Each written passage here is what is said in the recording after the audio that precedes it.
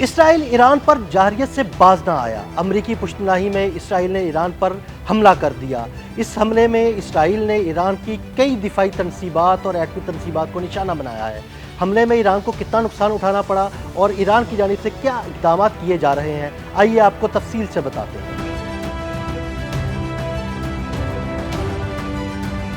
اسرائیل نے جمعے کی صبح ایران میں درجنوں مقامات پر فضائی حملے کیے ہیں۔ دارالحکومت تہران کے شمال مشرقی علاقے میں بھی دھماکوں کی زوردار آوازیں سنی گئیں اور بعض مقامات سے دھوئیں کے بادل اٹھتے دکھائی دیے۔ ایرانی میڈیا نے دارالحکومت تہران کے شمالی، مغربی اور وسطی علاقوں پر حملے کی تصدیق کر دی۔ اسرائیلی فوجی عہدیدار کے مطابق جوہری اور فوجی اہداف کو نشانہ بنایا گیا۔ اسرائیل نے ایران میں درجنوں مقامات کو نشانہ بنایا۔ اسرائیلی فضائیہ کے درجنوں لڑاکا طیاروں نے حملے میں حصہ لیا۔ امریکی اخبار کا دعویٰ ہے کہ اسرائیل کی جانب سے ایران کی فوجی قیادت کی رہائش گاہوں سمیت 6 فوجی تنصیبات کو نشانہ بنایا گیا۔ ایرانی میڈیا نے تصدیق کی ہے کہ اسرائیلی حملے میں پاسداران انقلاب کے سربراہ میجر جنرل حسین سلامی اور جوہری سائنسداں فرید عباسی اور محمد مہدی شہید ہو گئے۔ ایرانی سرکاری ٹی وی کے مطابق تہران میں پاسداران انقلاب کے صدر دفتر کو اسرائیل نے نشانہ بنایا۔ ختم الانبیاء ہیڈ کوارٹر کے کمانڈر میجر جنرل غلام علی راشد کی بھی ان حملوں میں شہید ہونے کی تصدیق کر دی گئی ہے۔ اس کے علاوہ ایرانی سپریم لیڈر کے مشیر اور محافظ کمانڈر شمخانی بھی اسرائیلی حملے میں شدید زخمی ہوئے ہیں۔ ایرانی سرکاری ٹی وی کے مطابق تہران کے رہائشی علاقے پر اسرائیلی حملے میں متعدد افراد جاں بحق ہوئے ہیں، جن میں بچے بھی شامل ہیں۔ ایران کے سپریم لیڈر آیت اللہ علی خامنائی نے اسرائیلی حملوں پر رد عمل دیتے ہوئے کہا کہ اسرائیلی حملے میں متعدد کمانڈر اور سائنسدان شہید ہوئے۔ اسرائیل کو حملے کی سخت سزا ملے گی۔